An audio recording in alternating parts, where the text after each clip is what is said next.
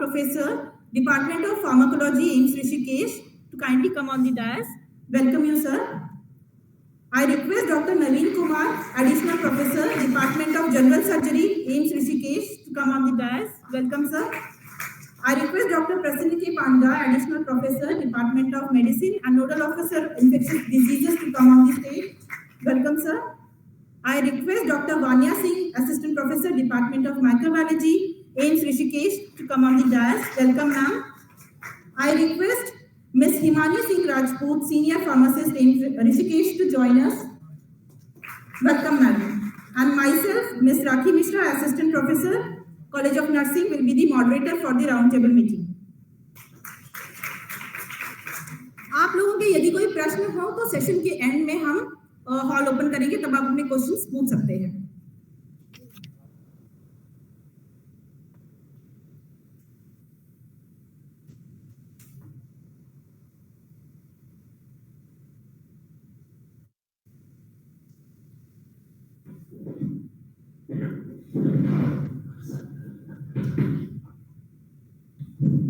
Antimicrobials का विवेकपूर्ण और सावधानीपूर्ण उपयोग इंटीग्रेटेड माइक्रोबियल स्टीवरशिप प्रैक्टिस का एक अभिन्न अंग है। लेकिन क्या आपने कभी सोचा है कि रोगियों की एंटीमाइक्रोबियल रेजिस्टेंस के विकास को रोकना क्या केवल चिकित्सकों की जिम्मेदारी है?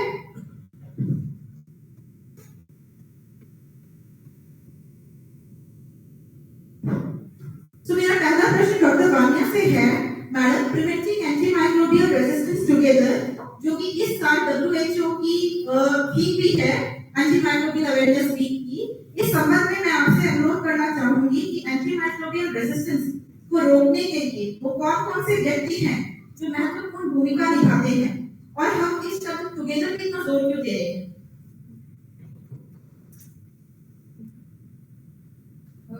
जो एंटीमाइक्रोबियल रेजिस्टेंस है, इसको प्रिवेंट मतलब बचाने के लिए जब हम टुगेदर की बात करते हैं, मतलब मिलकर, तो सिर्फ एक किसी व्यक्ति या एक किसी प्रोफेशन के मेहनत करने से नहीं होगा, क्योंकि जैसे हम लोग एंटीबायोटिक खाते हैं, ऐसे ही पेड़ पौधों को जो हम लोग पेस्टिसाइड्स देते हैं वो भी एक तरह की ड्रग्स है। फिर जितने भी हमारे एनिमल्स हैं, कैटल्स हैं, इन लोगों को भी जो मिल्क प्रोड्यूसिंग कैटल्स हो गए या बाकी सब है, उन लोगों को भी एंटीबायोटिक्स वगैरह मिलती हैं। ओवरऑल पूरा जब हम मिलकर देखें तो सब हर किसी का अपना एक वो होगा कि हमें सबका अपना इनपुट देना है, ठीक है। तो एक health care worker, as health care workers हम लोग अपनी तरफ से बचाव कर सकते हैं। एज एन इंडिविजुअल, जो जितने भी लोग हैं, इंडिविजुअल्स को ये देखना है कि हमें अगर जरूरत नहीं है एंटीबायोटिक खाने की तो नहीं एंटीबायोटिक खाएं। अगर थोड़ा वायरल जैसा जुकाम वगैरह होता है तो एंटीबायोटिक नहीं खाना चाहिए। नॉर्मल डायरिया होता है तो एकदम से नॉर्फ्लॉक्स खा लेते हैं, तो वो जरूरी नहीं है, ORS से भी काम चल सकता है ना। तो और ऐसे ही फार्मासिस्ट बहुत ही जरूरी है। फार्मासिस्ट का रोल रीजन भी जितने भी हमारे ओवर द काउंटर ड्रग्स हैं, क्योंकि फार्मासिस्ट को भी इस चीज में मतलब हेल्प करना है कि जब जरूरत नहीं हो मरीज को तो उसको एंटीबायोटिक ना दे, और उनको हम एडवाइस भी करें सही चीज, क्योंकि ओवरऑल हमारे एनवायरनमेंट के लिए जरूरी है, ठीक है। बाकी हेल्थ केयर वर्कर का तो है ही, और उससे ऊपर सबसे जरूरी है एडमिनिस्ट्रेशन का, पॉलिसी मेकर्स का, क्योंकि जो सब चीज है कहीं पे एक कंट्रोल लाने के लिए पॉलिसी मेकर्स जो हैं वो इस चीज का किस तरह से कंट्रोल कर सकते हैं। जैसे अब आजकल गवर्नमेंट ने काफी वो कर लिया है, वो लोग पूछते हैं कि 2 से ज्यादा एंटीबायोटिक दे रहे हैं तो क्यों दे रहे हैं, तो वो भी एक अच्छा मतलब एक इनिशिएटिव है। Thank you ma'am. तो एंटीमाइक्रोबियल रेजिस्टेंस को प्रिवेंट करने की जिम्मेदारी सिर्फ चिकित्सक की नहीं है, पेशेंट की भी है। इसके अलावा पॉलिसी मेकर्स जो हैं वो फार्मासिस्ट, ये सभी मिलके एंटीमाइक्रोबियल रेजिस्टेंस को करा सकते हैं। एंटीबायोटिक दवाइयों का अनुचित उपयोग पूरे भारत में एंटीमाइक्रोबियल रेजिस्टेंस का एक महत्वपूर्ण कारण है। एंटीबायोटिक्स का बिना किसी रोक के आम जनता तक उपलब्ध होना ही इसके पीछे का मेन रीजन है। WHO का कहना है कि एंटीमाइक्रोबियल्स के उपयोग होने के तरीके को हमें तुरंत ही बदलने की जरूरत है। एक अध्ययन के अनुसार देखा गया है कि प्रतिवर्ष 1000 व्यक्तियों में से 412 व्यक्तियों को एंटीमाइक्रोबियल्स प्रिस्क्राइब किए जाते हैं, और इसमें से ज्यादातर प्रिस्क्राइबर प्राइवेट सेक्टर से हैं। मेरा अगला प्रश्न डॉक्टर पुनीत हमीजा सर से है। सर, आपके हिसाब से एंटीमाइक्रोबियल रेजिस्टेंस से निपटने के लिए एक प्रिस्क्राइबर जैसे कि डॉक्टर, नर्स, फार्मासिस्ट अथवा पेशेंट, क्योंकि बहुत बार पेशेंट खुद ही अपने आप को सेल्फ मेडिकेट कर लेते हैं, तो उनकी क्या भूमिका या जिम्मेदारियां हैं एवं एंटीमाइक्रोबियल्स का चयन करने के पहले उन्हें किस बात का ध्यान रखना चाहिए? एंटीमाइक्रोबियल यूज एंटीबायोटिक सब लोग करते हैं। कोई हम लोगों में से ऐसा नहीं जिसने नहीं करा होगा। दो तरीके की यूज है। पहला की सेल्फ मेडिकेशन, जिसको सेल्फ मेडिकेशन या तो किसी ने पहले कभी एंटीबायोटिक खाया है, उसको इलाज अभी मिल गया, आराम मिल गया था, तो उसने अगली बार भी वही का वही एंटीबायोटिक दोबारा खाया, जब उसको दोबारा वैसा एपिसोड हुआ। ये सेल्फ मेडिकेशन है। सेल्फ मेडिकेशन के बाद दूसरा है प्रिस्क्रिप्शन। प्रिस्क्रिप्शन पर बाद में जाएंगे, पहले हम जाएंगे सेल्फ मेडिकेशन की तरफ, जो पेशेंट सेंट्रिक है।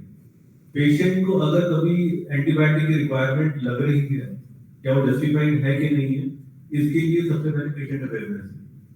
जैसे कि WHO ने भी बोला है कि पहले 3 दिन तक अगर आपको बुखार आ रहा है, वायरल होगा, उसके लिए कोई एंटीबायोटिक की जरूरत नहीं है। डॉक्टर वाले ने बताया जैसे कि अगर आपको डायरिया है, नॉर्मल डायरिया, तो आपको एंटीबायोटिक की जरूरत बिल्कुल इनिशियल 3-4 दिन तक बिल्कुल भी नहीं है।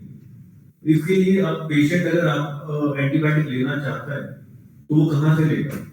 वो फार्मासिस्ट के पास जाएगा, वहाँ केमिस्ट शॉप में। ज्यादातर लोग हॉस्पिटल में नहीं आते और वो एक तरह ठीक है कि प्राइमरी केयर में जाते हैं या फिर वो सीधा केमिस्ट शॉप पे जाते हैं। यहाँ से रोज शुरू होता है केमिस्ट का, क्या वो पेशेंट को एजुकेट कर रहे हैं एंटीबायोटिक देने से पहले या पेशेंट को नहीं कर रहे। अगर फार्मासिस्ट अगर पेशेंट को मना कर देता है या बता देता है कि आप 3 दिन तक बुखार के लिए वायरल हो सकते हैं, आपका एंटीबायोटिक की जरूरत नहीं है, अगर उसके बाद कभी अगर 3 दिन के बाद भी अगर आपको चाहिए तो आप हमारे पास दोबारा आ सकते हैं। एक पहला स्टेप है, यहीं से ही एंटीबायोटिक का यूज आधा कम हो जाएगा। दूसरा, फार्मासिस्ट को अगर देने की जरूरत लगती रही है 3 दिन के बाद, और ये सिचुएशन है जब पेशेंट कभी डॉक्टर के पास गया नहीं है, उसने डायग्नोसिस का प्रोसेस शुरू ही नहीं किया था, अगर फार्मासिस्ट देना चाहता भी है एंटीबायोटिक, जो आप लोगों ने खुद भी देखा होगा कि हम भी जाते हैं केमिस्ट शॉप पर, वहां कभी एंटीबायोटिक लेते हैं तो एक हम हॉस्पिटल फार्मासिस्ट को छोड़ देते हैं, वो एक अलग तरीके से काम करते हैं। बाहर केमिस्ट शॉप का सोचते हैं, वो 3 दवाइयों को कॉम्बिनेशन देते हैं। एक एंटीबायोटिक होता है जिसमें 2 गोली एंटीबायोटिक, एक 2 गोली स्टेरॉइड, 2 गोली एंटीहिस्टामिनिक एंटीएलर्जिक, जो एक बहुत कॉमनली यूज कॉम्बिनेशन है। देकर पेशेंट को देते बोल देते हैं कि आप ठीक हो जाओगे, टोटली अनजस्टिफाइड। अगर एंटीबायोटिक देना भी है पेशेंट को, उसको स्टेरॉइड के साथ बिल्कुल भी नहीं देना। आपने देना है, WHO ने बहुत बड़ी अवेयर क्लासिफिकेशन बनाई है एंटीबायोटिक्स की, जिसमें एक्सेस, वॉच और रिजर्व एंटीबायोटिक। एक्सेस ग्रुप में से कुछ एक एंटीबायोटिक है जैसे सेप्ट्रॉन हो गए, जो प्राइमरी केयर में आप दे सकते हैं, पर सिर्फ 2 गोली में उसको अगर देना है पूरा कोर्स देना है। आधा हिट एंड ट्रायल करने की जरूरत नहीं है आप लोगों को, और नहीं करना चाहिए फार्मासिस्ट को। पर उसके हम ये भी नहीं बोलेंगे कि जो प्रैक्टिकली पॉसिबल नहीं है। अगर हमारे किसी एक लोकेलिटी में एक केमिस्ट शॉप खुली हुई है, वहां पर किसी को डायरिया या फीवर या बुखार या पेट दर्द चल रहा है, वो कोशिश करेगा कि उसको हॉस्पिटल नहीं जाना पड़े या उसको सेंटर पे नहीं आना पड़े, वो सीधा केमिस्ट शॉप पे जाएगा। और अगर केमिस्ट को गलत दवाई दे रहा है या फार्मासिस्ट, तो वो फार्मासिस्ट की गलती है। जब पेशेंट अगर हेल्थ केयर वर्कर सेटअप में आ गया, ये है उस टाइम पर नर्सेज स्टाफ का भी रोल शुरू हो जाता है कि उसको पूरी हिस्ट्री लेना कि उन्होंने कौन सी एंटीबायोटिक खाई है, कितने दिन तक खाई है और क्यों खाई है। वहां से हेल्थ केयर प्रोफेशनल्स का रोल शुरू होता है। नर्सिंग स्टाफ के लिए सबसे ज्यादा जरूरी है कि डोजिंग का डिफाइन करना, कि उसने प्रॉपर डोज में लिया है कि नहीं लिया है, प्रॉपर ड्यूरेशन तक लिया है कि नहीं लिया है, और प्रॉपर तरीके से लिया है कि नहीं लिया है। और क्योंकि आप लोग पेशेंट के साथ ज्यादा इंटरेक्शन में रहते हैं, आप हॉस्पिटल केयर में ज्यादा इन्वॉल्व हैं एज कंपेयर टू फार्मासिस्ट जो सिर्फ केमिस्ट शॉप तक लिमिटेड है, आपको डायग्नोसिस तक सोचने की रिक्वायरमेंट है कि कैसे कुछ इन्वेस्टिगेशन करवाए भी है कि नहीं है। अगर इन चीजों को करने में एक क्लिनिशियन के पास जब वो पहुंचेगा, डॉक्टर के पास पहुंचेगा, उसका बहुत सारा वर्क हो चुका होगा और हमें जस्टिफाइड नहीं पता चल जाएगा। केमिस्ट के लिए अभी हम लोग अपने एम्स के आसपास देखते हैं, यहाँ पर सिरोपेनेम, मीरोपेनेम, हर किसी केमिस्ट के पास अगर कोई जाता है मरीज, वहां पर उसको सिरोपेनेम, मीरोपेनेम ऐसे दे देते हैं जैसे ऑक्सीजन में, जो बिल्कुल ही गलत प्रैक्टिस है। फार्मासिस्ट को aware list of classification of antibiotic पढ़ने की जरूरत है। एक्सेस ग्रुप से ऊपर उनको निकलने की कोई जरूरत है ही नहीं। अगर उनको निकलते हैं तो बिल्कुल वो गलत काम कर रहे हैं। वो सोसाइटी के लिए और लॉन्ग टर्म में हमारे बच्चों के लिए ही ये प्रॉब्लम बनेगा आगे। एक्सेस ग्रुप तक आप रहिए और एक्सेस ग्रुप में प्रॉपर डोजेस फ्रीक्वेंसी और प्रॉपर शेड्यूल के साथ दीजिए, खाली वो टैबलेट मत दीजिए। आप मेरे को लगता है कि आप ये मैसेज आप सब लोग आगे स्प्रेड कर सकते हैं अपने कलीग्स के साथ। उसके बाद जब डॉक्टर का रोल है तो उसके बाद हमारा right diagnosis, reserve class, watch group and वो वाली एंटीबायोटिक किस तरीके से देनी वो एक अलग तरह से निकल जाएगा। हॉस्पिटल सेटअप पे आने के बाद अलग बात होगा। और ये कम्युनिटी सेटिंग में अगर इस तरीके से किया जाएगा तो शायद हम लोग एंटीमाइक्रोबियल रेजिस्टेंस को काफी तरीके से प्रिवेंट कर पाएंगे।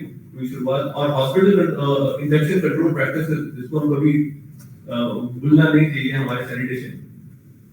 पुराना अगर हम सर्वे देखें जो वेस्टर्न पॉपुलेशन था, डेवलप्ड सोपर डेवलप्ड वर्ल्ड, उन्होंने इन्फेक्शन कंट्रोल प्रैक्टिस से करके ही इन्फेक्शन डिजीज को कम किया है। उन्होंने एंटीबायोटिक यूज करके इन्फेक्शन डिजीज को कम नहीं किया, उन्होंने इन्फेक्शन कंट्रोल करके किया प्रिवेंशन। तो मेरे सजेशन ये prevention, where minimum use of antibiotics, अगर करना है तो proper use of antibiotics is must for all health care professionals. Thank you sir. तो सारांश ये है कि सेल्फ मेडिकेशन करने के लिए नहीं, मतलब डिस्करेज करना है पेशेंट को ताकि वो एंटीमाइक्रोबियल खुद से ना खाएं। अगर वो केमिस्ट में भी जाते हैं तो उनकी भी जिम्मेदारी बनती है कि वो प्रॉपर प्रिस्क्रिप्शन देखें और उसके बाद ही दें, आधी अधूरी डोज ना दें, जिससे कि एंटीमाइक्रोबियल रेजिस्टेंस और भी काफी हद तक बढ़ सकता है। और अगर जैसे कि सर ने बताया इसको फॉलो कर सकते हैं।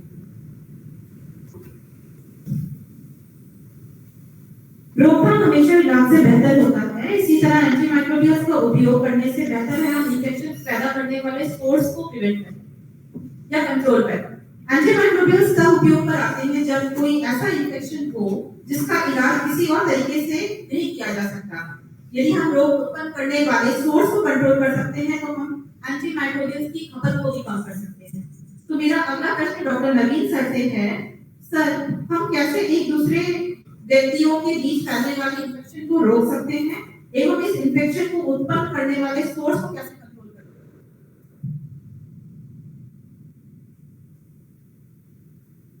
सोर्स कंट्रोल बेसिकली स्प्रेड कहाँ से हो रहा है इस पे हमें ध्यान देना चाहिए। स्प्रेड का जो मुख्य कारण है, एक तो है कि मरीज से मरीज को डायरेक्ट कांटेक्ट के थ्रू हो सकता है या फिर ड्रॉपलेट इन्फेक्शन के थ्रू हो सकता है, एयरबॉर्न हो सकते हैं, या फिर कुछ जो इन्फेक्शियस मटेरियल है वो डायरेक्टली एनवायरनमेंट में एक्सपोजर हो रहा है, डायरेक्टली एक्सपोजर हो रहा है, तो उससे हो सकता है। तो इन सारे रूट्स को अकॉर्डिंगली हमें टेकल करना होता है। तो सोर्स कंट्रोल के साथ साथ जब हम प्रिवेंशन करते हैं तो सबसे पहले कम्युनिकेबल डिजीज अगर है जो कि ड्रॉपलेट्स के थ्रू या फिर डायरेक्ट कांटेक्ट के थ्रू हो रहा है तो हमें hand washing and face mask की बहुत ही आवश्यकता होती है। जैसे कि कोविड-19 इन्फेक्शन ने हमें सिखा दिया है कि हमें कैसे अपने आप को बचाना है और चीजों को कैसे कंट्रोल करना है। तो हमेशा हैंड वॉशिंग जो है वो और hand hygiene that is very important, और हर किसी को जितने भी हेल्थ केयर वर्कर्स हैं इसे अपनाना चाहिए। और जब भी हमें पता चले कि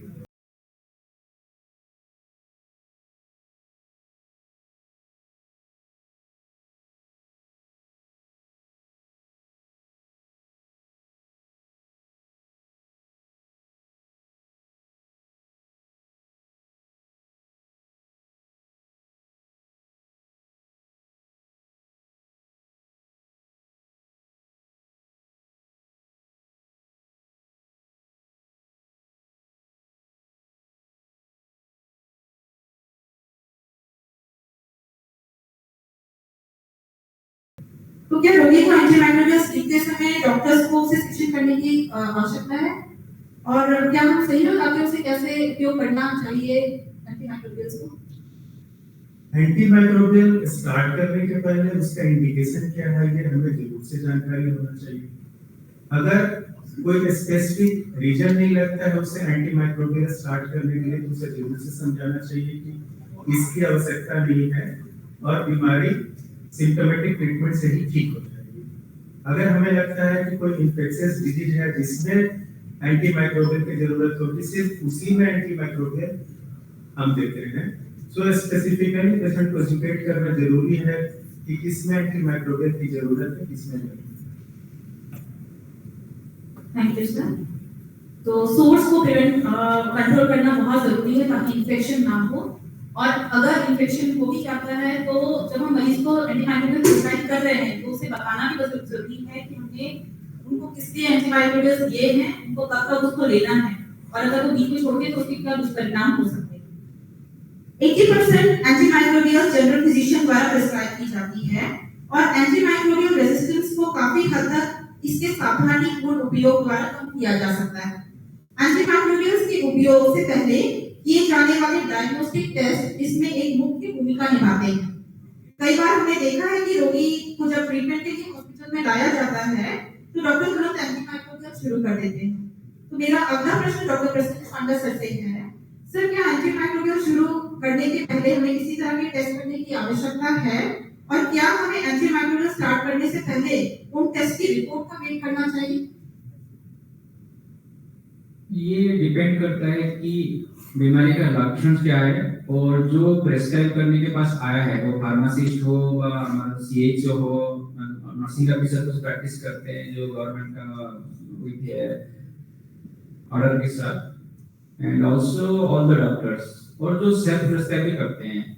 कुछ चीज होते हैं एक्चुअली जो बिना टेस्ट करके बीमारी को पकड़ में आ जाता है। जैसे सोचिए कि आप गला खराब है, सबको होता है, अभी भी कुछ यहाँ पे होंगे 5-10 लोग होंगे जिसका गला खराब चल रहा होगा, तो खाली गला खराब होने से हम कुछ टेस्ट करने के लिए जाएंगे? नहीं जाएंगे। तो उसमें अभी ये क्वेश्चन आता है कि बिना टेस्ट करके हमको और क्या थोड़ा सा नजर आना चाहिए जिसमें एंटीबायोटिक को देना चाहिए या नहीं देना चाहिए, ये एक बड़ा सवाल आता है। और मुझे लगता है यहाँ पे जितने भी बैठे हैं सभी कभी जिंदगी में अभी तक गला खराब में एजिथ्रोमाइसिन का ऑगमेंटिन खाए होंगे। मैं तो खुद ही खाया हूँ और आप सभी तो लिए होंगे, और टेस्ट हमने कभी किए नहीं है और ना इधर करेंगे भी आगे। तो उसमें एक डॉक्टर होने के नाते का एक फार्मासिस्ट और एक सीएचओ जो प्रैक्टिस करते हैं और जो प्रैक्टिस ओरिएंटेड है, और नहीं तो आप खुद ऐसे हेल्थ केयर वर्कर। अभी डॉक्टर पुनीत सर ने बता रहे थे कि एक्चुअली कि हमारा जो WHO ने अभी रिसेंटली 10 दिन पहले एक बुकलेट रिलीज किया है, एक बड़ा सा बुकलेट है, मोर देन 60 पेजेस। उसमें एक टेबल दिया गया है कि एंटीबायोटिक कब कब देना चाहिए। उसमें टेस्ट के बारे में कुछ लिखा नहीं गया है, और वो कॉमन सिम्टम्स है, जैसे फारिंजाइटिस हो गया, गला खराब जैसे मैंने बताया, कि डायरिया हो गया, पेशाब में इन्फेक्शन हो गया, तो जो कॉमन हमारा लाइक स्किन में इन्फेक्शन हो गया, कि आपके सांस फूल रहा है जो सीओपीडी बोलते हैं, ब्रोंकियल जैसे हो गया, ब्रोंकाइटिस हो गया, वो हो गया। तो ये सभी में कहां पे भी उन्होंने उल्लेख नहीं किया है कि टेस्ट की जरूरत है, पर एंटीबायोटिक कब कब देना ये उल्लेख है। तो मैं आऊंगा आपके भी अगली बार पढ़ाऊं में, बट एक आंसर है ये कि एवरेज बोल सकते हो कि 70 to 80% केसेस से जहां पे बिना जांच में डॉक्टर को एंटीबायोटिक देना पड़ता है। 30% वही आता है जो हॉस्पिटल में भर्ती होते हैं। पेशेंट समझ हॉस्पिटल में आ गया बिकॉज़ ये कॉमन सिम्टम्स है, जैसे मतलब फारिंजाइटिस, डायरिया, पेशाब में इन्फेक्शन, ये सब में कुछ भी टेस्ट की जरूरत नहीं होती है जब हम स्टार्ट करना चाहते हैं एंटीबायोटिक, पर और कुछ पड़ाव है उसमें। डॉक्टर को सोचना चाहिए, फार्मासिस्ट सोचना कि हाँ ये चीज है तो तभी मैं एंटीबायोटिक दे सकता हूं। और जो 30% केसेस हॉस्पिटल में जो भर्ती करते हैं आते हैं, तो भर्ती जब पेशेंट होता है तो और इंडिकेशन हो जाता है कि सीरियसनेस आ जाता है, सांस फूल रहा है, ऑक्सीजन रिक्वायरमेंट है, उसको डायरिया कंट्रोल नहीं हो रहा है, 4 दिन हो गया डायरिया कंट्रोल नहीं हो रहा है, उसके बाद हाथ और पैर पूरा ठंडे पड़ने लगे, मतलब शॉक में जाने लगा है पेशेंट, বা किडनी खराब होने लगा है, लिवर खराब होने लगा है, कोई भी शरीर में जो मेजर ऑर्गन्स होते हैं, लिवर, किडनी, हार्ट, फेफड़े, लंग्स, या आपने इतने हमारा वास्कुलर सिस्टम जो है, सपोज ये मेजर ऑर्गन खराब होने लगे तो 100% टेस्ट का जरूरत पड़ने लगता है। वहां पे आप बिना टेस्ट करके एंटीबायोटिक देना एक मूर्खता की माना जाएगा, बिकॉज़ इसका मतलब आप आंख बंद करके सब कुछ स्टार्ट करते हो और कुछ टेस्ट ही नहीं किए, वो पता नहीं बीमारी अभी लास्ट स्टेज में आने लगा है।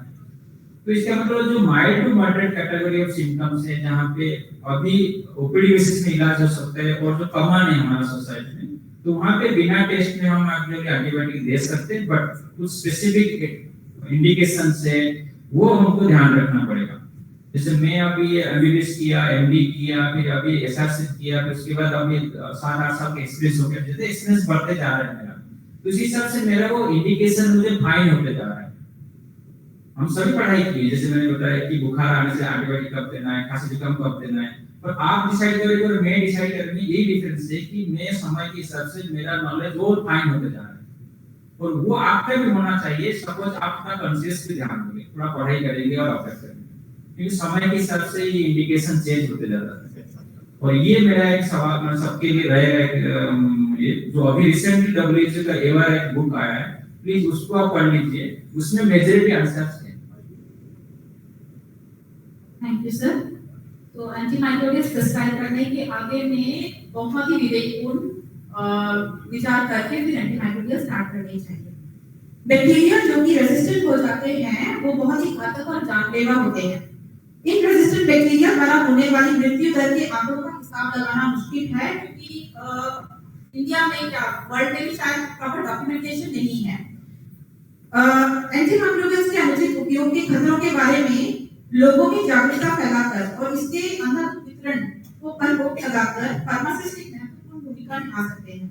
मेरा अगला प्रश्न डॉक्टर मिस हिमानी सिंह से है, क्या हम फार्मासिस्ट जो हॉस्पिटल या कम्युनिटी में एंटीमाइक्रोबियल्स का वितरण करते हैं उनके लिए कुछ रोल्स एंड रिस्पांसिबिलिटी डिफाइन कर सकते हैं ताकि एंटीमाइक्रोबियल्स के अनुचित उपयोग से बचा जा सके?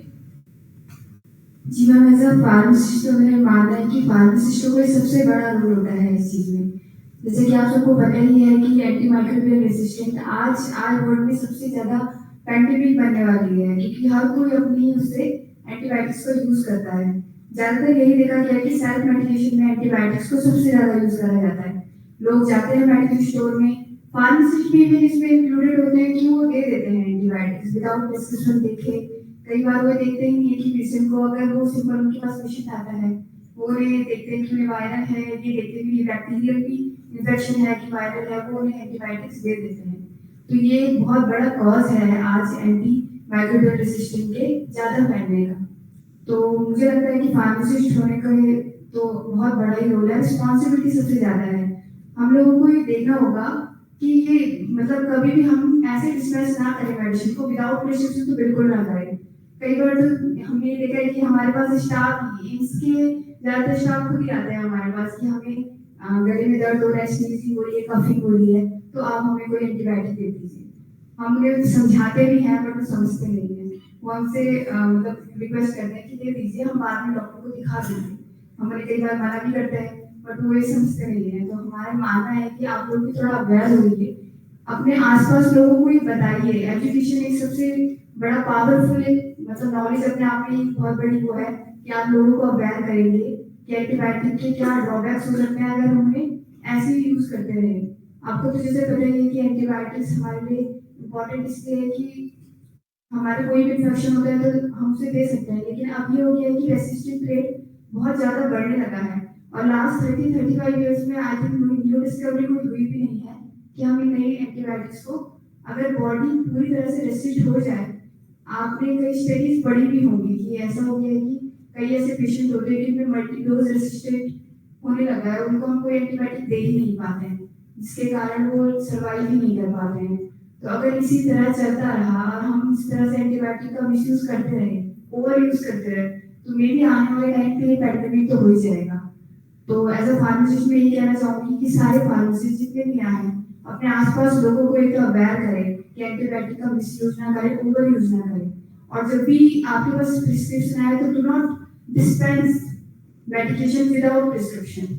और पेशेंट को ये भी बताना बहुत जरूरी होता है कि जो कोर्स है कि वो हमें ये भी देखना होता है कि whether they are completing their course और नॉट।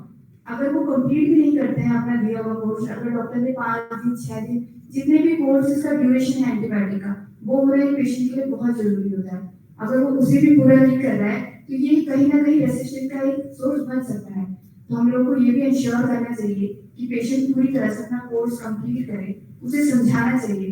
कई बार हमने देखा एट प्रेजेंट मैं जनौषधि केंद्र में काम करती हूँ, तो वहाँ पे वर्किंग में हम ये फेस करते हैं कि पेशेंट एंटीबायोटिक जितने दिन का लिखा हुआ है लाइक 5 डेज कोर्स है, तो पेशेंट हमसे बोलता है कि डॉक्टर नहीं बैठे हुए हैं, ऐसे 3 डे नहीं है, आप हमें 1 मंथ का दे दीजिए।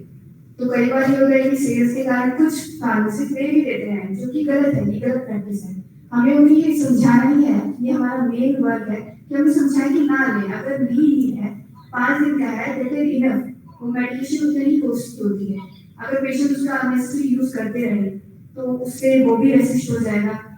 और ये मत समझिए कि अगर कोई पेशेंट कोई मेडिकेशन यूज कर रहा है तो केवल वो उसी की बॉडी में रेसिस्ट होगा। मैंने एक स्टडी पढ़ी जिसमें एक बच्चे को न्यूबॉर्न बेबी को मल्टीडोज रेसिस्टेंट हो गया था। तो बैक्टीरिया क्या करते हैं, ये मतलब बहुत जल्दी इस जीव रेसिस्ट कर लेते हैं, अपने जीव को एक्सेप्ट करते हैं, तो इस बार मल्टीप्लाई फ्रीक्वेंटली मल्टीप्लाई होते हैं बैक्टीरिया। तो अगर ऐसा नहीं है कि अगर मैंने कभी एंटीबायोटिक नहीं लिया है या नहीं खा रही हूँ तो मुझे फ्यूचर में एंटी रेसिस्टेंट की प्रॉब्लम नहीं होगी। किसी को भी मतलब एंटीबायोटिक रेसिस्टेंट ये हो सकता है। अगर हम एंटीबायोटिक अपने एनवायरनमेंट में इस तरह की चीजों को ओवर यूज कर रहे हैं तो इससे हम कभी भी बॉडी हमारी हर किसी की इसके प्रति रेसिस्ट हो सकती है, और एक बार अगर रेसिस्टेंट हो गया तो हायर मेडिकेशंस फिर इफेक्ट करना बंद कर देती है। और WHO ने जैसे 3 कैटेगरी करी है, तो फार्मासिस्ट का एक रोल है, मतलब एक रिस्पॉन्सिबिलिटी बनती है कि 3 कैटेगरियों को पूरी तरह अवेयर हो। एक्सेस की जो हमारी एंटीबायोटिक की कैटेगरी है उनको ज्यादा से ज्यादा दें, और डॉक्टर से भी मतलब जो एंटीबायोटिक की एक्सेस कैटेगरी है उसमें जो दवाइयाँ आती हैं लाइक जो एमॉक्सिसिलिन, एम्पिसिलिन, बेंजीथिक, पेनिसिलिन, ये फर्स्ट कैटेगरी में रखी हुई है। तो इनको हमें देखना चाहिए कि ज्यादा से ज्यादा प्रॉपर स्टॉक हम रखें, ना कि हम सीधे रिजर्व और बॉज मेडिसिन में इतना वर्क करें, क्योंकि इनके रिजर्व मेडिसिन में अगर हम पहले ही रिजर्व मेडिकेशन का डिस्पेंसिंग ज्यादा दे रहे हैं, उनका स्टॉक ज्यादा दिया जा रहा है, तो ये कहीं ना कहीं हमारे फ्यूचर के लिए बहुत ज्यादा खतरे की बात है। आने वाले समय में ऐसी मेडिकेशनों को अगर रेस्ट्रिक्ट कर दिया जाए तो मे बी सबके लिए हार्मफुल हो सकता है। तो मेरा मानना है कि फार्मासिस्ट इस चीज को समझे और अवेयर करें, सबको बताएं कि मेडिकेशन प्रॉपर तरह से यूज कीजिए। तो अगर कोई आंकड़ा है बिना प्रिस्क्रिप्शन के आपके पास आप लोग भी डॉक्यूमेंट करते हैं या बताते हैं?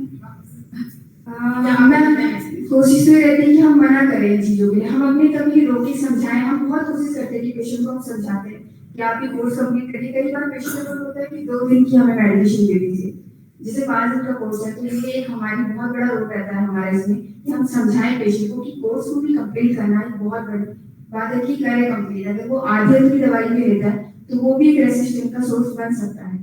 और कई बार ये होता है कि बोलते हमें 1 महीने के लिए दे दीजिए, डॉक्टर ने 5 दिन का लिखा है, तो कई बार हमसे कंप्लेंट करते हैं कि हमें पूरे महीने में दे दीजिए, तो इसमें भी हमारे रोल रहते हैं। नहीं, ये हम समझाते हैं, ये सबसे बड़ा हथियार है कि हम एजुकेट करें पेशेंट को कि वो प्रॉपर्ली मेडिकेशन का क्या रोल है, कैसे मिले। सर्जरी में आने वाले मरीजों के लिए भी एंटीमाइक्रोबियल्स का हम उपयोग करते हैं। इसे प्रोफाइलैक्टिक रूप में भी किया जाता है सर्जरी के पहले, और सर्जरी के बाद में भी एंटीमाइक्रोबियल थेरेपी हम देते हैं। तो सर मेरा डॉक्टर नवीन सर आपसे अनुरोध है कि कृपया इस बात का प्रकाश डालें कि सर्जन के रूप में आप कैसे तय करते हैं कि कौन सी एंटीमाइक्रोबियल देनी है और कितने लंबे टाइम तक के लिए वो देनी है?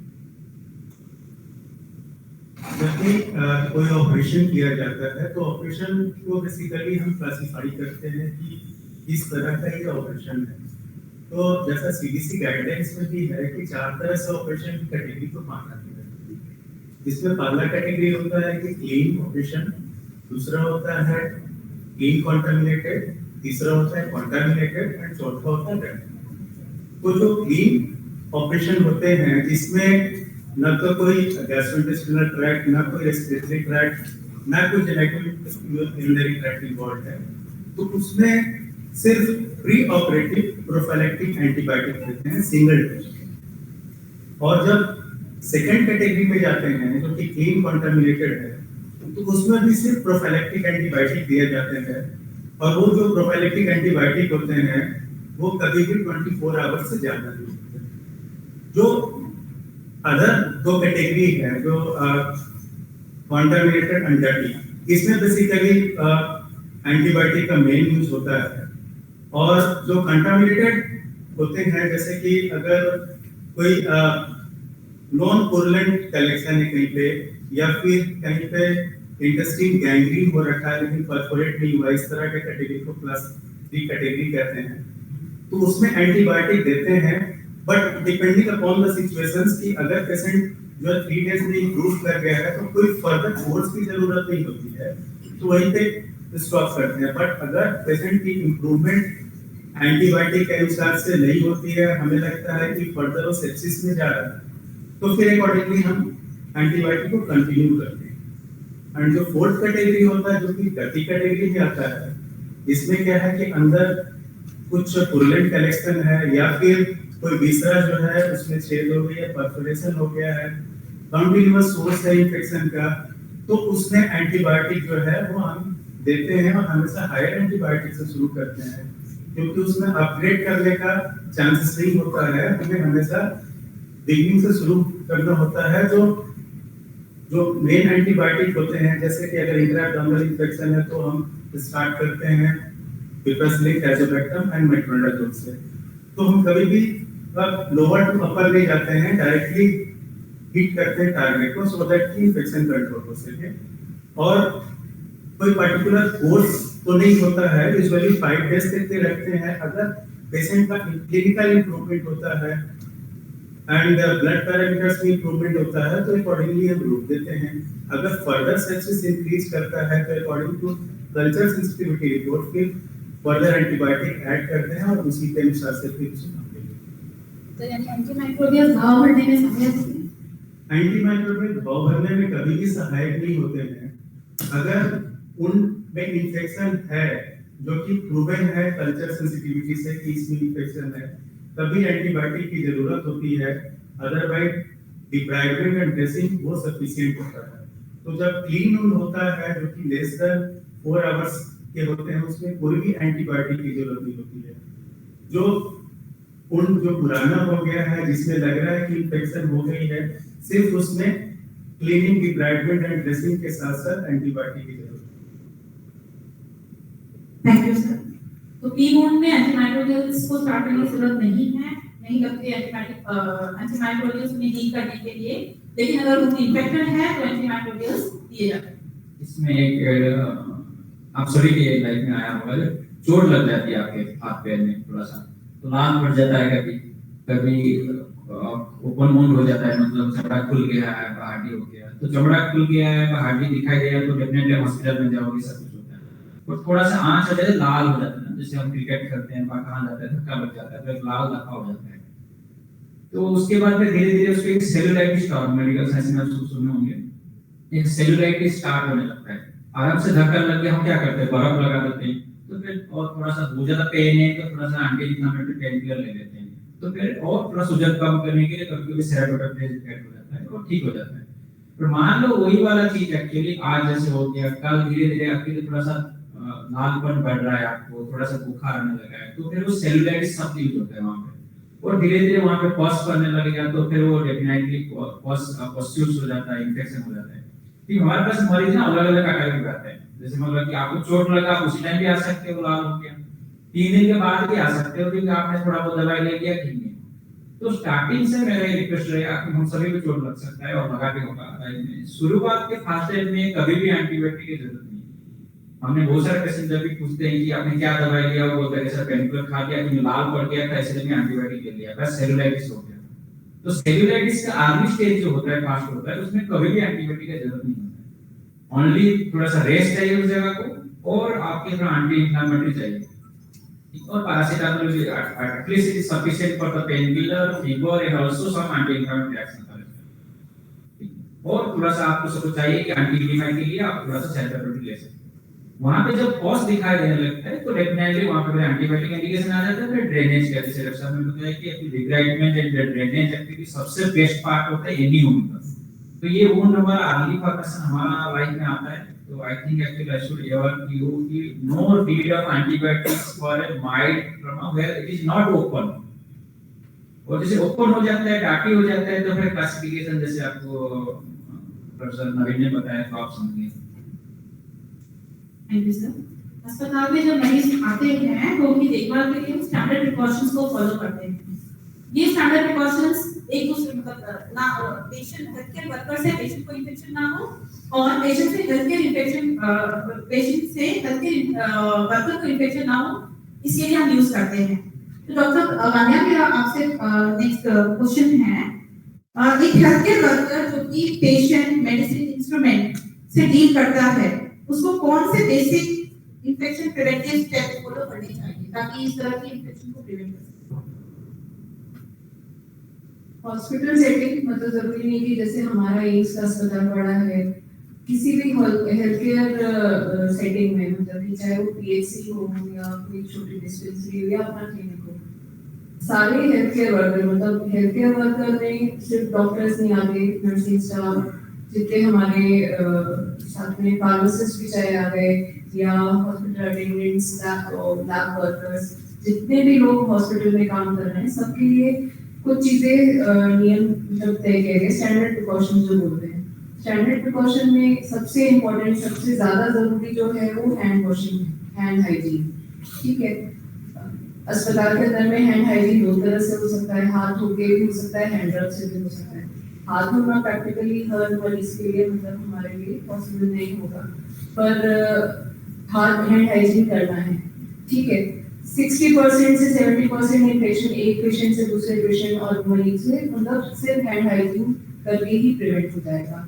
और सिर्फ ऐसा नहीं कि मरीज हमें अपने आप को प्रिवेंट करें, साथ में एक पेशेंट का इन्फेक्शन हमें भी हो सकता है और हमसे हमारे द्वारा दूसरे पेशेंट को ट्रांसफर हो सकता है। तो ये बहुत जरूरी है कि हम हैंड हाइजीन करें, एक पेशेंट को देखें, उसके बाद हम अपना हैंड हाइजीन करें अगले पेशेंट से पहले, बिफोर एंड आफ्टर जो। उसके सिवा जैसे सर ने पहले भी बोला था सोर्स कंट्रोल में कि हमारा कॉन्टैक्ट प्रिकॉशन के साथ ड्रॉपलेट इन्फेक्शन और एयरबॉर्न इन्फेक्शन होते हैं। कोविड के टाइम में हम लोगों ने सबने देख ही लिया मास्क यूज है ना, तो सर्जिकल मास्क यूज करना जरूरी है। अगर कोई टीबी मरीज है, कोविड मरीज है या जब कोई भी ऐसा मरीज जिसको एयरबॉर्न इन्फेक्शन के चांसेस हैं, तो वहाँ पे हमें N95 की जरूरत है। Otherwise simple triple layer surgical mask जो होता है वो भी सफिशिएंट होता है। ठीक है, सर्जिकल मास्क हम अपने आप को भी प्रोटेक्ट करना हमारे लिए जरूरी है। इसके सिवा और सबसे जरूरी चीज जो है जो कई बार हमारे से नेग्लेक्ट हो जाती है वो है एनवायरमेंटल क्लीनिंग। ठीक है, एनवायरमेंटल क्लीनिंग में मतलब ये नहीं है कि सिर्फ फर्श का पोछा लग गया, हमारे जितने बेडसाइड टेबल्स हैं, ट्रॉलीज हैं, मेडिकल इक्विपमेंट्स हैं, इन सब का रेगुलर नियम रूप से सफाई अच्छे से हो रहा है। सफाई का मतलब ये नहीं है कि मतलब सिर्फ ऐसे बिना वॉशिंग के हम लोग कई बार होता है ना कि साइडेक्स में डाल दिया, वो जरूरी नहीं है। पहले कोई भी इक्विपमेंट यूज हो रहा है उसका प्रॉपर वॉशिंग होना चाहिए। जैसे सर्जिकल इक्विपमेंट्स में एंजाइमेटिक उससे वॉश होना चाहिए या फिर सोप एंड वाटर से वॉश होना चाहिए। तो जिस इंस्ट्रूमेंट का जिस तरह से इंस्ट्रक्शन है उस इंस्ट्रक्शन अनुसार सफाई होना चाहिए। साथ और जैसे कई बार होता है ना कि हमारे हाउसकीपिंग अवेलेबल नहीं है या कुछ है, सिर्फ एक बार सफाई से काम नहीं चलेगा, क्योंकि पेशेंट के इन्फेक्शन जो है, जो मरीज है हमारा, उसको अगर कोई कीटाणु इन्फेक्शन है तो सुबह में अगर क्लीनिंग हो गई पर पूरे दिन में अगर प्रॉपर क्लीनिंग नहीं हुई तो हम लोग कई बार बहुत सारे multiple health care worker website जाते हैं। तो एक नियम होता है, कई बार वो हम लोग हर अस्पताल अपना अपना सेट कर लेता है कि आईसीयू में कितनी उससे क्लीनिंग होना है, 4 घंटे में सफाई होना है, वार्ड में 6 घंटे में होना है या 8 आवर होना है, जिन में TPDS होना है। तो लेकिन नियम अनुसार क्लीनिंग बहुत जरूरी है, स्पेशली सर्जिकल वालों के लिए तो बहुत जरूरी है, क्योंकि अगर हमारे इक्विपमेंट सही से वॉशिंग नहीं हुआ होगा तो वही इक्विपमेंट दूसरे मरीज पे भी हम यूज करते हैं। तो अगर इन्फेक्टेड केस सर्जरी हुआ है उसके बाद उनका वॉशिंग नहीं हुआ तो अगले उसमें ऑटोक्लेविंग या स्टेरिलाइजेशन ढंग से नहीं हुआ तो नेक्स्ट पेशेंट को इन्फेक्शन हो सकता है। तो ये बहुत जरूरी है क्लीनिंग डिसइंफेक्शन का भी हमें ध्यान रखना। साथ में बाकी और चीजें हैं, लॉन्ड्री हो गया, नीडल स्टिक इंजरी हो गया। नीडल स्टिक इंजरी तो सिर्फ हेल्थ केयर वर्कर के लिए बेसिकली हम लोग को बहुत ज्यादा जरूरी है ध्यान रखना कि हमें पेशेंट को भी हमारा इन्फेक्टेड हो सकता है ब्लड बॉर्न इन्फेक्शन से, हेपेटाइटिस बी, CHIV से, तो हमें अपने आप को कैसे प्रोटेक्ट करना है, क्योंकि ये कुछ ऐसी बीमारियां हैं, कुछ होते हैं एंटीबायोटिक की तो चलो ठीक है कि हम एंटीबायोटिक रेजिस्टेंस है, पर कुछ बीमारियां हैं जो हमें हमेशा लाइफ लॉन्ग रह सकती हैं। अपने आप को प्रोटेक्ट करना है। बायोमेडिकल वेस्ट बहुत जरूरी है सही तरीके से सेग्रीगेशन करना, क्योंकि आगे जाके उसका ट्रीटमेंट सही से हो, नहीं तो वही बायोमेडिकल वेस्ट हमारा इन्वायरमेंट में जाता है। इन्वायरमेंट में अगर सही से हमारा ट्रीटमेंट नहीं हुआ, सेग्रीगेशन नहीं हुआ, तो जो BMW वर्कर आगे काम कर रहे हैं, उन हैंडलिंग कर रहे हैं, उनको भी इन्फेक्शन का चांस हो सकता है। तो लेकिन इस सब में वो ये 6-7 चीजें हैं। रेस्पिरेटरी कॉफ एटिकेट तो कोविड-19 2-3 साल में सब लोग सीख गए, कई बच्चे भी मास्क लगाए भी हुए हैं। तो कॉफ एटिकेट क्या है, अगर किसी को खांसी आ रहा है तो अपना मुंह ढकना है, चाहे टिश्यू पेपर से। अगर किसी को नॉर्मल कफ वगैरह है तो इट्स इम्पॉर्टेंट कि आप मास्क लगा के रखें। अगर गलती से छींक आ भी रही है तो मुंह ढकना जरूरी है, उसके बाद हाथ धोना। सबसे ज़्यादा इम्पोर्टेंट लेकिन जो जिस पे स्ट्रेस देना है वो है हैंड हाइजीन, क्योंकि कई बार मिस हो जाता है। आप पेशेंट सराउंडिंग से जाते हैं पेशेंट को बिना देखे, पर आप अपना हैंड हाइजीन नहीं करते, फिर सराउंडिंग भी गंदा हो सकता है। ये सब कुछ चीज़ें हैं जिनको ध्यान रखना जरूरी है। Thank you ma'am. तो स्टैंडर्ड प्रिकॉशन इन्फेक्शन को प्रिवेंट कर सकता है। एक उसमें और एक पूछना चाहता हूँ सर इससे कि आप health care worker, all of us are health care worker, तो आप स्टूडेंट हो या अपने स्टाफ हो, कोई भी आपके लिए अटेंड करने जैसे वार्ड में आते हो, आपको जैसे कुछ लोग बताएं कि मास्क पहन के आओ, तो आप मास्क क्यों पहने बता सकते हो? अभी जुकाम में चल रहा है नहीं बोल तो इसका तो इट नॉट, और आपने यूनिवर्सल प्रिकॉशन के हिसाब से आपने सोचा कि हम मास्क पहन लेते हैं। ओके, नहीं पहनने को खराब चीज नहीं है, but you have to defend yourself, why okay. तो मेन पॉइंट में बताना चाहते हैं कि कभी भी थोड़ा सा जुकाम खांसी स्टार्ट हो जाता है, मुझे महसूस हो जाता है कि हम लोग मानोगे ना तो महसूस तो ही जाता है। हेल्थ केयर वाले ज्यादा कॉन्शियस है, हम पेशेंट के लिए मान सकता हूं कि उसको समझ में नहीं आता। तब कभी भी स्टार्ट हो जाता है, you should start from the home wearing the mask. क्योंकि उसके बाद में आप पता होना चाहिए कि आप एक हेल्थ केयर एनवायरनमेंट जा रहे हो, वहां पे बहुत सारे लोग हैं, हम भी है, मतलब ऑल अदर कलीग्स हैं और उसके बाद पेशेंट्स हैं, रिलेटिव्स हैं, और जितने भी एक्चुअली पब्लिक आते हैं वो सभी है। तो अभी से हम रोल मॉडल नहीं बनेंगे तो कब कौन बनेगा? तो जैसे भी मुझे यूआरआई हुआ है, even if viral bacterial forgettable, कोई जरूरत नहीं जानना है। कभी भी खांसी जुकाम स्टार्ट होता है, इवन इफ फीवर भी आता है, क्योंकि फीवर अर्ली पिक्चर हो सकता है 2 सिम्पटम्स का। नेक्स्ट 12 आवर और नेक्स्ट 1 डे में आपको आएगा कफ। अभी जितना कि जैसे आपने यूआरआई माने वायरल की जनरल लेवल की बात को कोविड भी लेगी, तो फीवर आपका माइल्ड से स्टार्ट हो सकता है। तो once your body feels actually कुछ और फीलिंग कर रहा है, मुझे अच्छा नहीं लग रहा है, तो आपने क्या करोगे? ओबेसिटी क्या होगा? ऐसा नहीं छुट्टी ले लोगे, आपको ऑफिशियल मिल जाएगा मेडिकल में। तो आप, हम सभी करते हैं, मुझे भी एक्चुअली होता है, तो मैं आता हूं कि नहीं आज थोड़ा ड्यूटी कर लेता हूं, सब ठीक हो जाएगा शाम को। ये जो फर्स्ट डे होता है वो सबसे पीक होता है एक्चुअली ट्रांसमिशन, और वो उससे एक दिन पहले भी शुरू हो चुका है। आपने नॉलेज तो है कोविड के टाइम पे 24 hour before it starts the transmission, तो वो तो 24 आवर मुझे पता नहीं चला कि इंक्यूबेशन पीरियड है 24 सिम्पटम का।